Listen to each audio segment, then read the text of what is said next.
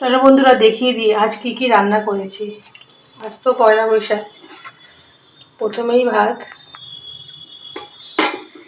আর করেছি এখানে পটল ভাজা আর মাছ ভাজা।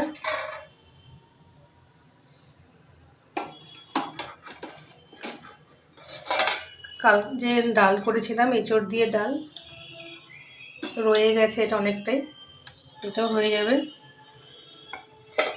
আর যে পাঁচন রান্না করেছিলাম সেটাও আছে, এটাও। আর এখানে করেছি একদম চিকেন কষা, ক্যাপসিকাম দিয়ে ধনেপাতা সব দিয়ে চিকেন কষা, একদম গ্রেভি করিনি, একদম কষা কষা।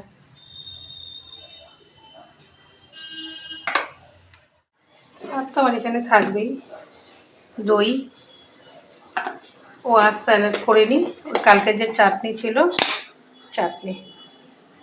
এই ছিল আজ পয়লা বৈশাখে রান্নাবান্না।